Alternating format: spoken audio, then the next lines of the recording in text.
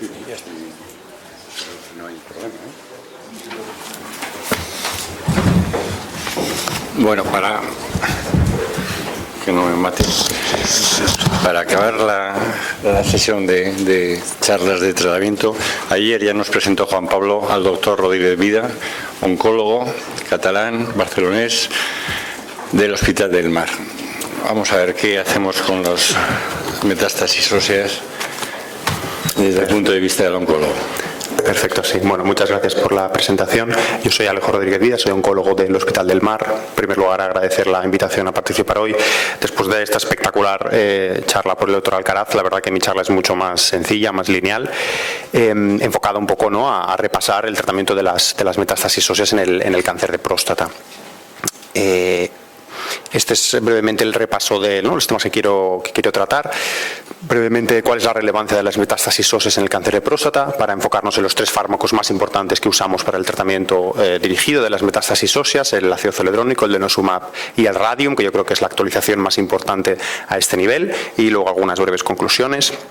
Obviamente todos sabemos que las metástasis óseas son un problema de salud muy importante en el cáncer de próstata. Se estipula más o menos que hasta el 90% de los pacientes con cáncer de próstata resistente a la castración van a desarrollar enfermedad ósea en el curso de la enfermedad.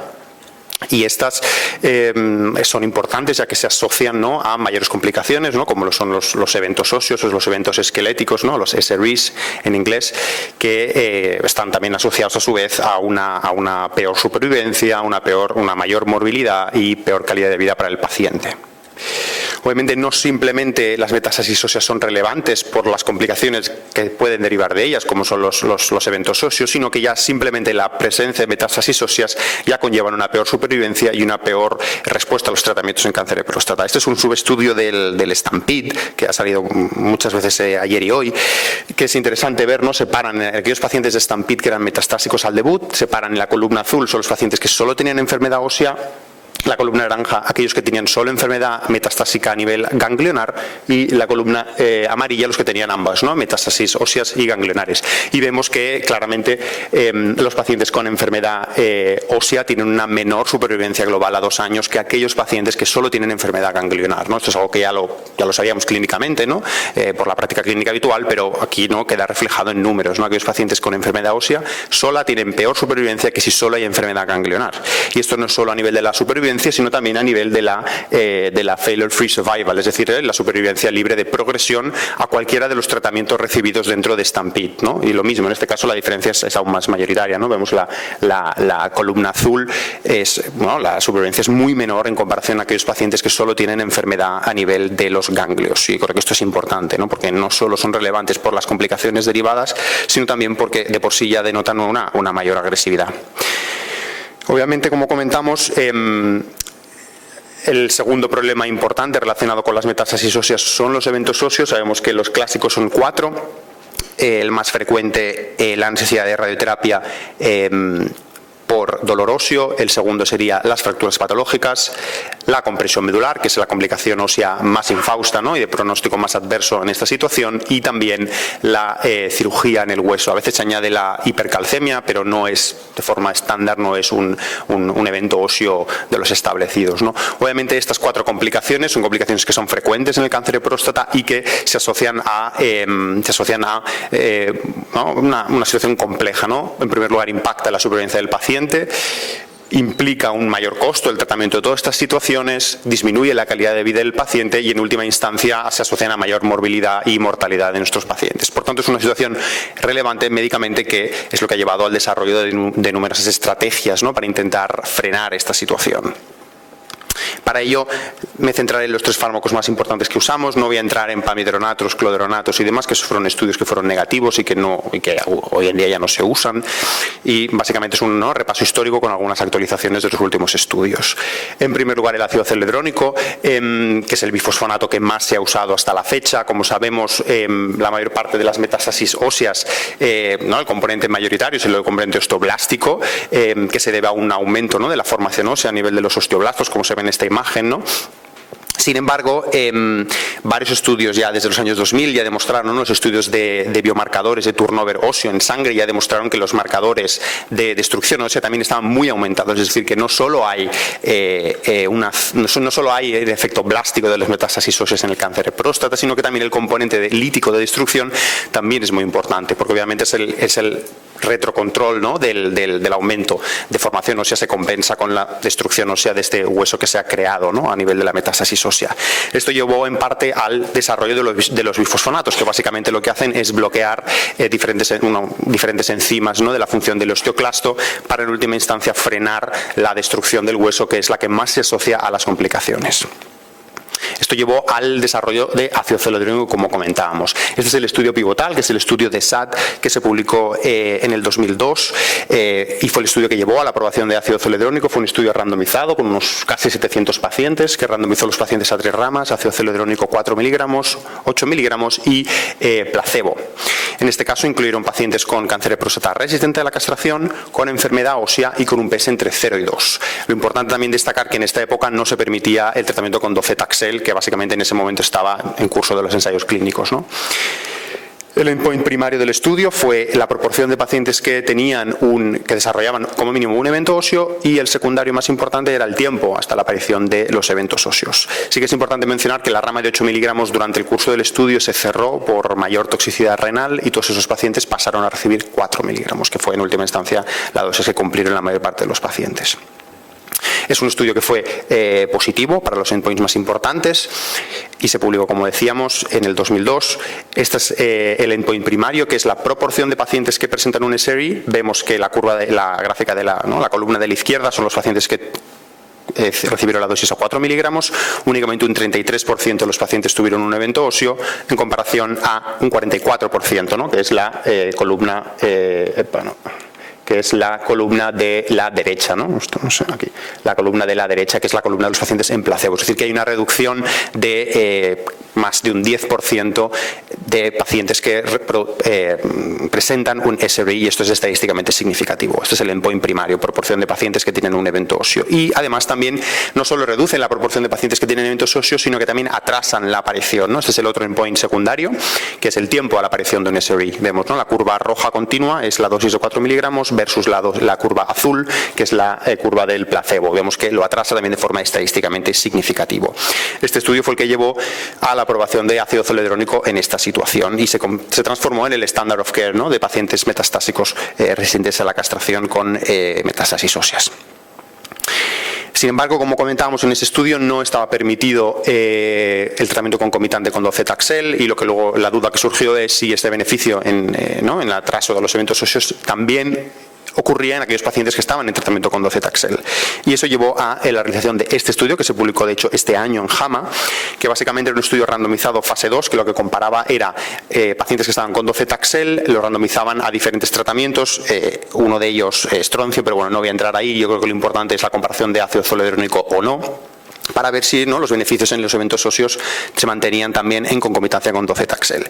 Y el estudio es un estudio positivo para este endpoint, para el endpoint de atraso de los eventos óseos. Vemos que a pesar de estar recibiendo docetaxel, ácido zoledrónico sigue siendo activo y atrasa de forma estadísticamente significativa, en este caso en unos 2 meses más o menos, la aparición de eventos óseos.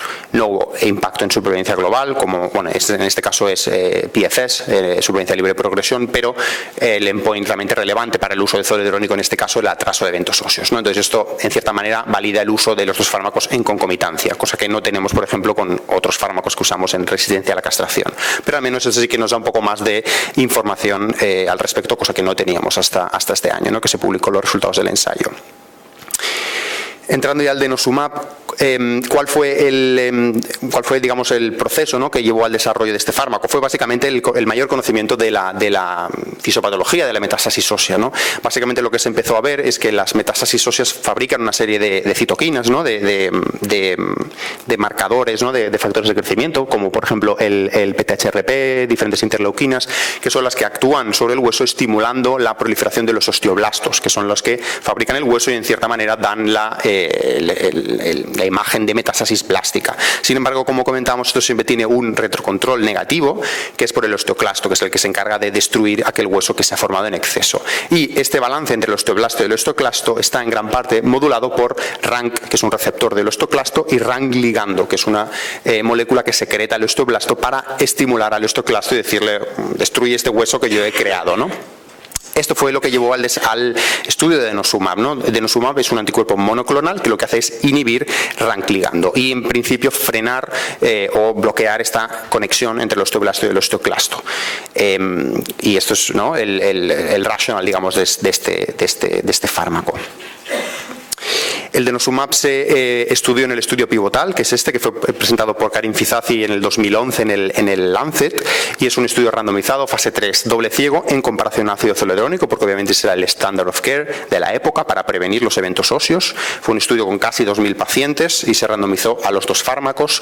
En este caso, no había un máximo número de ciclos. En el estudio pivotal de ácido zoledrónico no lo he comentado, pero el tratamiento era de 15 meses de ácido zoledrónico, que se podía prolongar a 24, y en principio será el máximo en el estudio de Zometa.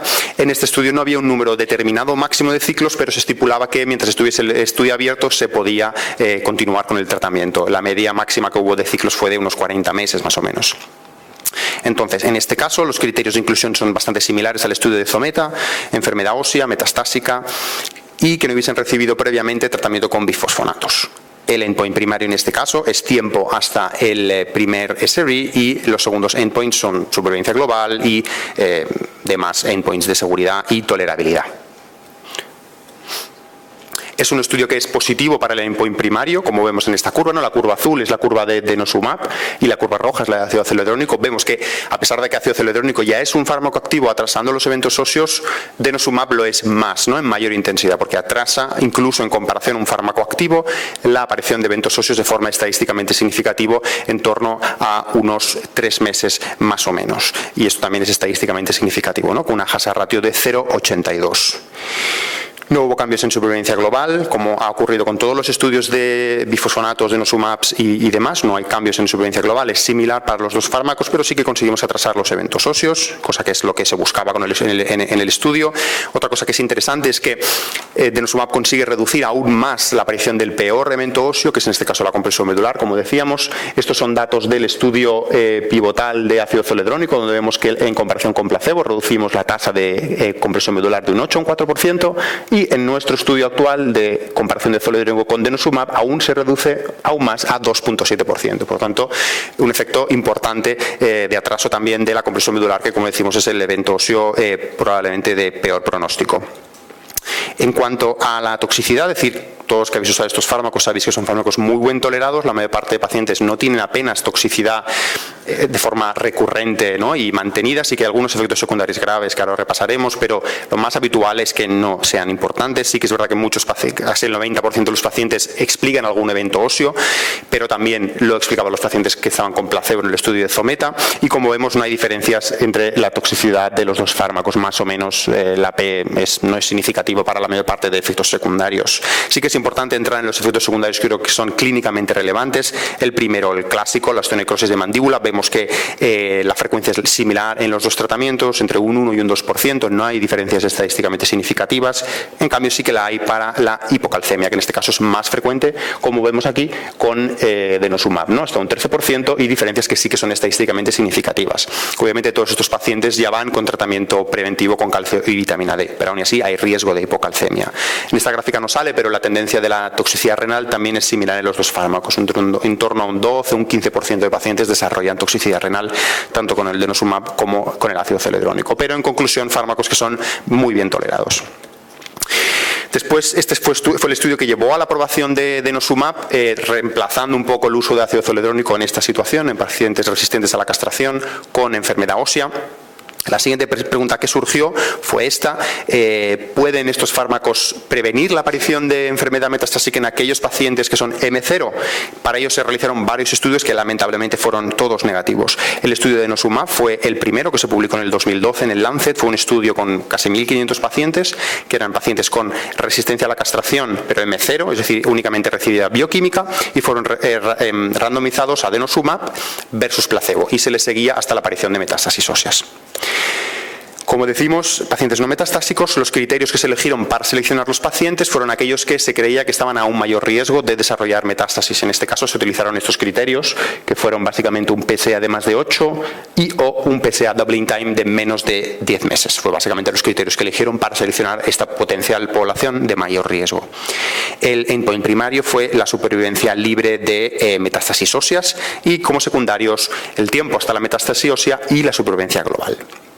Es un estudio que lamentablemente fue positivo para su endpoint primario, es decir, que sí que demostró el denosumab alargar la supervivencia libre de metástasis óseas, también el tiempo a la metástasis ósea, pero la supervivencia global fue otra vez negativo, es lo mismo, es decir, no vivían más los pacientes porque las metástasis apareciesen más tarde, lo que llevó a que el fármaco desgraciadamente no se aprobó para esta indicación, ¿no? Uno se plantea básicamente si es clínicamente relevante que se diagnostique más tarde metástasis si en última instancia el paciente va a vivir lo mismo, ¿no? Probablemente simplemente sea un factor, ¿no?, de que la enfermedad está larvada más tiempo, pero que en última instancia aquellos que tienen que hacerse metastásicos serán metastásicos igual y por eso vivirán lo mismo. Esto llevó a que denosumab no se aprobó en esta situación, por tanto no podemos usarlo en pacientes M0. ¿Qué pasa con ácido zoledrónico? Lo mismo, esto es un estudio publicado a finales del año pasado, es el estudio Zeus, que es un estudio similar, que usó ácido zoledrónico en la misma situación. En este caso, los criterios de mayor riesgo a desarrollar M1 fueron ligeramente distintos. En este caso, un PSA de mayor de 20, la presencia de ganglios o Gleason 8 a 10. En este caso fue la población que eligieron como mayor probabilidad de desarrollar metástasis. De la misma manera, fue un randomizado doble ciego en comparación a ADT sola versus ADT más ácido zoledrónico, un estudio grande de casi 1.500 pacientes y fue negativo. Este ni siquiera demostró que atrasase la aparición de los SREs o la supervivencia libre de metástasis. Fue un estudio negativo en todos sus endpoints. De hecho, los pacientes con ADT tuvieron menos recidiva, curiosamente, que los pacientes con ácido zoledrónico. Obviamente esto no es relevante, pero es un estudio negativo, ¿no? Vemos que la supervivencia de los pacientes y el tiempo a la metástasis es igual en las dos situaciones. Por tanto, no podemos usar estos fármacos a priori para atrasar los eventos óseos porque no actúan en esta situación. La otra pregunta que surgió, o que siempre ha surgido, es ¿podemos usar estos fármacos en la enfermedad hormonosensible? Yo estoy totalmente de acuerdo con Antonio de que esto es una separación que es completamente arbitraria y que tarde o temprano acabará desapareciendo, pero hasta la fecha los criterios que tenemos, ¿no?, para utilizar un fármaco que está aprobado o no está aprobado en una situación. Y para esto tenemos datos muy recientes de STAMPEDE. Como sabéis, STAMPEDE es un estudio complejo, con muchas ramas de tratamiento, con muchas indicaciones, es decir, muchos pacientes. Son pacientes básicamente que empiezan a por primera vez en su historia, ya sean metastásicos de primera vez, digamos, ya sean pacientes con enfermedad localizada de alto riesgo o pacientes que recidivan después de un tratamiento radical. Pero este subestudio es el subestudio de pacientes con enfermedad metastásica al debut, es decir, pacientes hormonosensibles. Como sabéis, una de las ramas de STAMPEDE es un estudio con un montón de ramas, hay una que era ácido zoledrónico sola, o había otra que era ácido zoledrónico con docetaxel, y bueno, hay muchas más ramas, de las cuales de muchas aún no hay resultados publicados. Pero sí hay de la rama de ácido zoledrónico sola.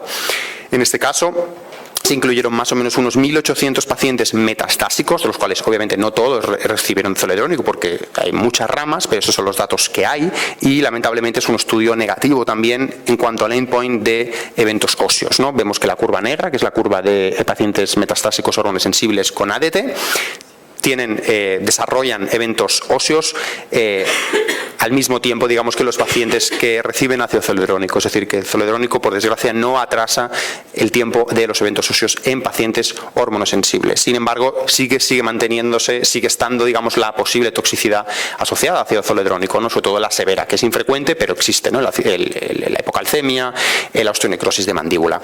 Por tanto, yo creo que actualmente, ¿no?, hasta que se publicaron estos resultados y el estudio KLGB, que es otro estudio que no lo he presentado, pero que es muy similar a este, que también dio resultados negativos, también publicado este año, hasta entonces en muchos sitios se había usado el ácido zoledrónico en esta situación porque no había datos y bueno, había gente que intuía, ¿no?, que quizás también funcionaba, pero ahora sí que ya tenemos, yo creo, 2 estudios randomizados prospectivos que dicen que realmente el ácido zoledrónico en la enfermedad hormonosensible no atrasa los eventos óseos y mi sensación es que posiblemente lo estemos dando en una fase en la que obviamente el riesgo de eventos óseos es menor, es mucho menor que en la fase de resistencia a la castración y que a lo mejor si lo usamos en esta fase, cuando el paciente se vuelva resistente a la castración ya habremos usado el fármaco, ya no lo podremos seguir usando usando y perderemos, ¿no?, la ventana de oportunidad para dar este fármaco. Por tanto, yo creo que estos fármacos se tienen que usar en fase de resistencia a la castración hasta la fecha. De hecho, el denosumab ni siquiera se ha estudiado en pacientes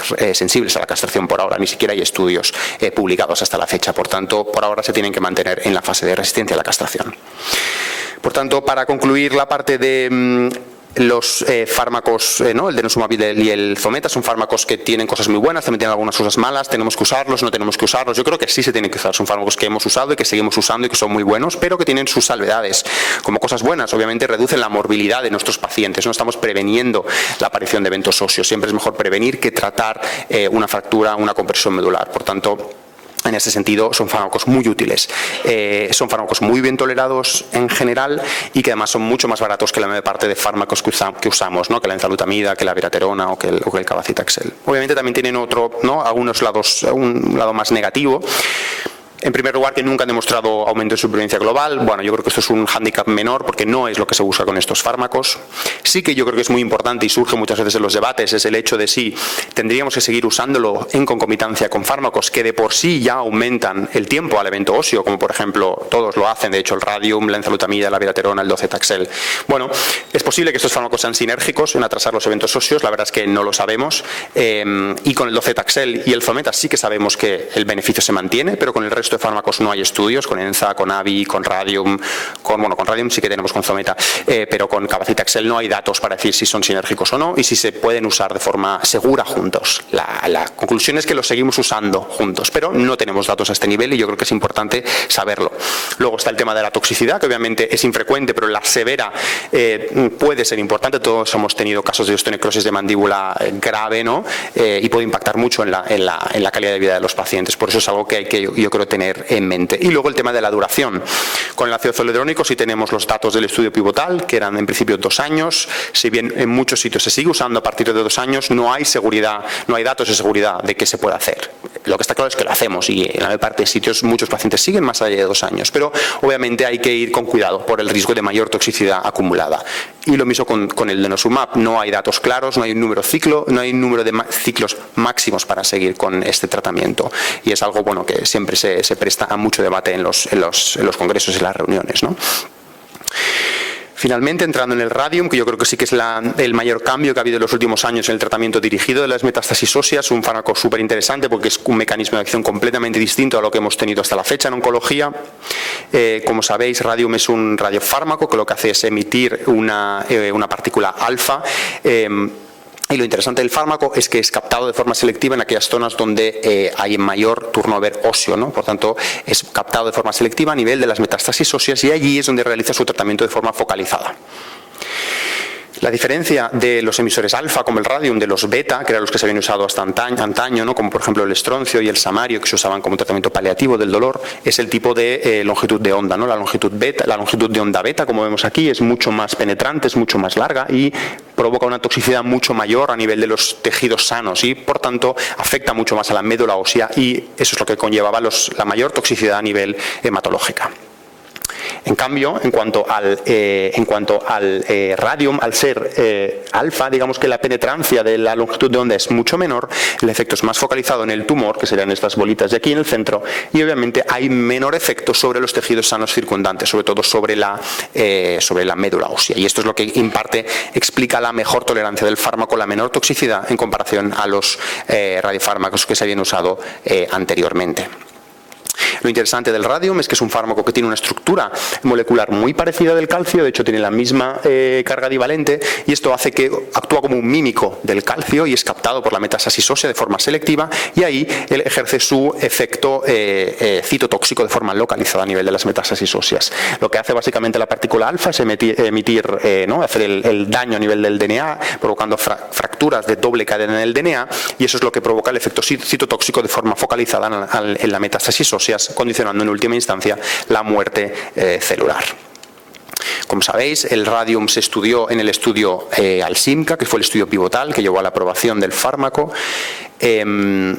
que fue un estudio randomizado, prospectivo, doble ciego, que comparó 6 ciclos de Radium más Best Standard of Care versus placebo más Best Standard of Care. En la época, cuando se empezó a diseñar el estudio, solo estaba aprobado sobre todo el docetaxel, el resto de fármacos estaban aún en estudio y, por tanto, el Best Standard of Care en aquella época era las segundas maniobras hormonales que se utilizaban hasta entonces, ¿no? Como por ejemplo el tratamiento con corticoides, antiandrógenos, estilbestrol, ketoconazol y demás. Por tanto, no es un placebo puro, sino que es la rama control tiene en cierta manera fármacos que eran activos en cierta manera hasta entonces.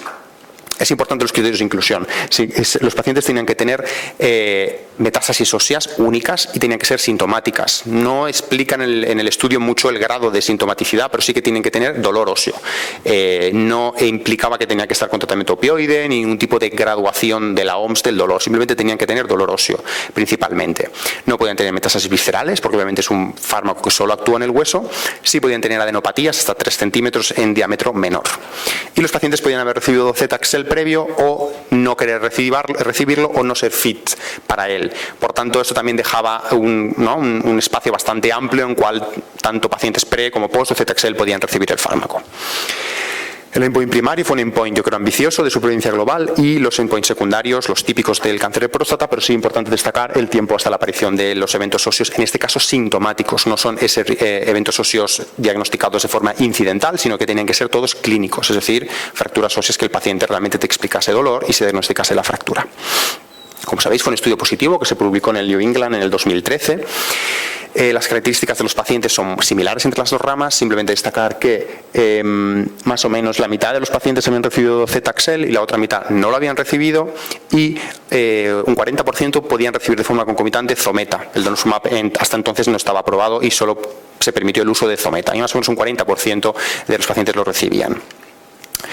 Esta es la curva de supervivencia global, que es el endpoint primario del estudio, el que llevó a la aprobación. Es un estudio positivo, el fármaco aumenta la supervivencia global de forma estadísticamente significativa en todo el grupo de la población, cogida en conjunto, aumentando más o menos unos 4 meses de forma absoluta la supervivencia global, y como vemos esto es estadísticamente significativo.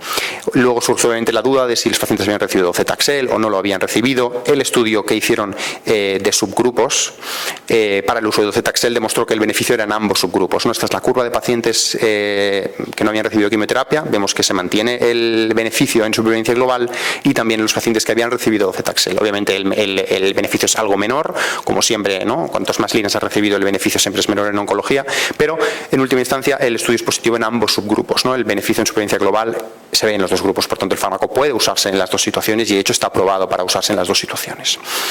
Volviendo a los eventos óseos, el fármaco también demuestra atrasar los eventos óseos sintomáticos de forma estadísticamente significativa, tuviesen o no tuviesen tratamiento con Zometa a la vez, por tanto también un endpoint relevante clínicamente para los pacientes. Y otra vez demuestra, en este caso con Radium, la reducción. Esto es un estudio, un subanálisis que mira, no es un post-hoc análisis, que separan los 4 tipos de eventos óseos, y ven que, por ejemplo, en el caso de compresión medular también se atrasa de forma significativa su aparición. Por tanto, también yo creo un endpoint que es muy relevante clínicamente para nuestros pacientes. Aquí simplemente decir que esta es la gráfica de todos los endpoints secundarios del estudio. Es un estudio positivo para todos los endpoints, ya sea por el tiempo a la respuesta por fosfatasa alcalina, el tiempo a la progresión por PSA, la respuesta bioquímica por fosfatasa alcalina. Bueno, un estudio positivo en general en todos los endpoints. ¿Qué pasa con la toxicidad? Decir que es un fármaco bien tolerado. De hecho, como veis, todos los rectángulos oscuros son Radium, el otro es placebo. Placebo en general se asocia a mayor efectos secundarios, digamos, que Radium en todas las situaciones, ¿no? Ya sean todos los grados, como en los grados 3 o 4, o en los SAES. En general, Radium mejor tolerado que placebo. Como vemos aquí, los efectos secundarios grado 3 y grado 4 de Radium son bastante bajitos, entre un 1 y un 2%, y los efectos más importantes son los hematológicos, porque es evidente que cierto grado del fármaco llega hasta la médula ósea. La anemia es el más prevalente, generalmente suele ser de grado moderado o leve, y se suele poder tratar con transfusiones de forma importante, de forma fácil, quiero decir. Neutropenias son infrecuentes, las importantes, 3, 4. Yo nunca he tenido que parar un tratamiento de Radium por neutropenia grado 3 o grado 4, y el segundo los segundos efectos secundarios más importantes son los digestivos. El fármaco se elimina por vía fecal, y por tanto si cierta radiación sigue cayendo sobre el colon, y por tanto la diarrea sobre todo y los vómitos son los efectos más frecuentes. Generalmente se pueden manejar de forma bastante fácil con medicación sintomática sin más. Y esto es todo, la verdad, para acabar. Simplemente decir, luego en el debate podemos hablar, ¿no?, ya de temas ya más controvertidos que no he entrado por motivos de tiempo, ¿no?, de valoración de respuesta, de secuenciación, como ya ha comentado Antonio, del radium con los otros fármacos y sobre todo de valoración de respuesta, que son los dos, yo creo, los dos conflictos mayores con radium, ¿no? En el estudio de la Alsimca no se incluyó ninguna valoración de respuesta porque los pacientes solo tenían enfermedad ósea, por tanto no hay manera de valorar la respuesta ósea de respuesta, y los pacientes no tenían enfermedad visceral, por tanto no podíamos utilizar los criterios RECIST. Por tanto, es difícil de valorar quién responde y quién no al radium. Además, el radium provoca pocas respuestas de PSA, por tanto es controvertido cómo valorar la respuesta. Yo creo que es un tema interesante para discutir. Y de lo mismo el tema de la secuenciación, ¿no? Mi impresión es que es un fármaco que, como todos los fármacos en oncología, cuantos antes lo des en el curso de la enfermedad, es mejor, en el sentido de que probablemente el paciente esté en mejor estado general y pueda completar los ciclos antes, ¿no? Simplemente para finalizar, decir que el ácido zoledrónico y el denosumab atrasan los eventos óseos, pero que el denosumab ahora es el nuevo standard of care, ya que fue superior a Zometa en un fase 3. Que estos dos fármacos actualmente sí sabemos que solo deberían usarse en la fase resistente a la castración. El tema de la duración sigue en el aire. Yo creo que se pueden usar más allá de 2 años, pero hay que ir con cuidado, sobre todo con la osteonecrosis y la hipocalcemia y la toxicidad renal acumulada. Que el radium es el primer emisor de partículas alfa que se aprueba en cáncer de próstata con enfermedad ósea, que además aumenta la supervivencia global, atrasa los eventos óseos y tiene un perfil de toxicidad bastante manejable y bastante favorable para los pacientes. Parece que es todo de oro, pero no. Obviamente los hándicaps de radium yo creo que son la poca respuesta de PSA y lo difícil que es valorar la respuesta, pero eso no quita que es un fármaco muy activo. Y finalmente lo que comentaba, que yo creo que es como todos los fármacos en oncología, hemos visto abiraterona y enzalutamida, es mejor darlos pre de docetaxel que post. El docetaxel es mejor en fase hormonosensible que hormonorefractario. Yo creo que con el radium pasará lo mismo. Cuanto antes lo demos para el paciente, mejor. Y eso es todo. Si tenéis alguna pregunta, gracias.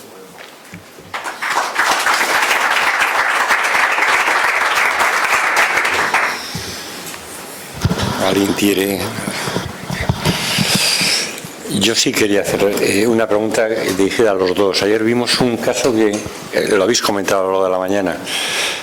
Un enfermo con un PSA altísimo, metástasis linfáticas, metástasis óseas. Si yo no entendí mal a Juan Pablo, a lo largo del tratamiento, en la evolución del tratamiento, hubo una buena respuesta de PSA, una buena respuesta de las metástasis linfáticas y una progresión en las metástasis óseas.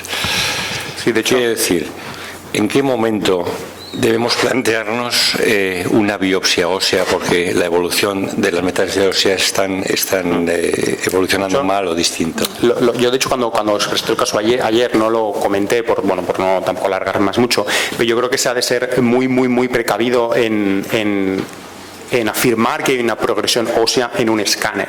Los criterios que tenemos hasta la fecha aprobados y validados por el Prostate Cancer Working Group 2 y ahora el 3 de la progresión ósea son a nivel de la gamografía ósea, en principio por aparición de más de 2 lesiones y confirmadas una serie de semanas después con 2 lesiones nuevas. En principio, criterio de progresión ósea como si a nivel del hueso por el escáner no están validados y yo creo que no debería decirse que un paciente está en progresión ósea únicamente en base a un escáner, sobre todo cuando están respondiendo los ganglios, ¿no? Y hay una respuesta ganglionar. En ese momento, cuando estaba la respuesta ganglionar, también estaba bajando el PSA. Por tanto, yo pondría en duda ese factor, por varios factores. Primero, porque no está validada ninguna respuesta ósea con el TAC, y segundo, porque hay mucho riesgo en ese momento el paciente está con abiraterona y con ácido zoledrónico. Por tanto, el riesgo de flare a nivel del hueso es importante. Con abiraterona y con ácido zoledrónico hay riesgo de que lo que tú estés viendo sea cicatrización ósea, ¿no? Curación a nivel del hueso por el ácido zoledrónico. Por tanto, yo creo que hay que ir con mucho cuidado a ese nivel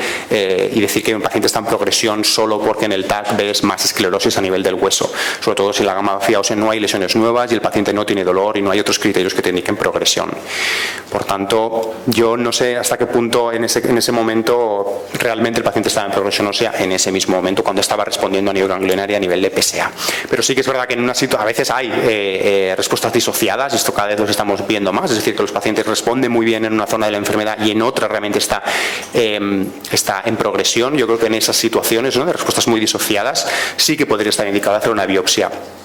Pero yo personalmente no me inclinaría en ese caso, en el paciente en esa situación, a ver biopsia del hueso, porque me hubiese fijado más en el hecho que el PSA estaba bajando, que los ganglios estaban bajando y que probablemente el efecto óseo que tú estabas viendo era más bien un flare o un efecto del zometa. No sé, ¿qué opináis? Yo firmaría todo lo que has dicho. O sea, yo creo que realmente el papel de la biopsia es muy limitado en la práctica, y creo que tiene que ser cuando empiezan a haber demasiados datos que no pegan, ¿no? Y que pueden tener un impacto en la siguiente línea, que puede tener realmente eso un impacto en mi decisión. Fundamentalmente es cuando ves una buena respuesta ósea, en cambio ves y de PSA, y en cambio ves una progresión de ganglionar o visceral, que ahí siempre tiene la sospecha inmediata de esto no será una diferenciación neuroendocrina, y realmente en vez de pensar ni en tratamientos hormonales, ni docetaxel, ni gabacitaxel, habría que ir pensando en cisplatino. Ahí sí que realmente creo que hay que hacer biopsia, pero creo que en la práctica clínica, aparte ayer también se comentó con Rubio la gran heterogeneidad, ¿no? de las metástasis, cómo van evolucionando incluso de forma diferente unas metástasis y otras. Yo creo que es bajo. Muy bien. Bueno, en ese caso, en realidad tendría un síndrome hematológico con leuco eritroblástico con probable afectación metastásica a la médula ósea, o sea que en principio... Pero eso era antes, creo, el síndrome leucoeritroblástico era al debut, ¿no? Y esto era después de la viraterona, que ella había hecho docetaxel y había hecho viraterona, era bastante tiempo después, creo, si no recuerdo mal. Y esa era un poco la pregunta yo de antes, ¿no? La mayor esclerosis, ¿podemos decir que son metas o puede haber...? No, no podemos saber. No es un criterio RECIST, porque por las eso. lesiones blásticas no se utilizan como criterio RECIST. Pero esto es un hueso normal y aparece blástico en una enfermedad prostática, ¿no? Tumoral. No sabemos, es el hándicap que hay. Probablemente metástasis, ¿no? Seguro, está claro. Seguro, incluso... Una reacción osteoblástica a unas lesiones... Seguro, incluso lo de la aparición de las dos lesiones nuevas en la gamografía ósea, se tiene que hacer una confirmación varias semanas después, precisamente porque pueden ser pues el flare, sobre todo con fármacos como viraterona o zometa, que están descrito muy bien el flare. Muchas de estas lesiones ya estaban, pero no se veían porque no había tanto proceso de esclerosis en torno a las metástasis. Pero tú, cuando le das estos fármacos y la lesión empieza a responder, a veces se ven más, pero no es progresión, es lo contrario. Entonces aquí con mucho cuidado comparar un fármaco solo por el hueso, pero es el hándicap que hay con el cáncer de próstata, que muchas veces solo hay enfermedad ósea y no tienes todas las armas que tienes en los otros tumores para valorar respuesta, como son la respuesta por RECIST en el renal o en la vejiga, ¿no? Que muchas veces no los tienes, y eso es una de las críticas que se le ha hecho al radium, ¿no? El hecho de que no tengas manera de valorar respuesta, porque son pacientes que solo tienen enfermedad ósea y que no tienen por qué responder las lesiones óseas, porque por definición no hay criterios de respuesta ósea radiológica, por tanto no lo sabes. Y es el hándicap que hay. Bueno, pues seguimos para adelante. Gracias.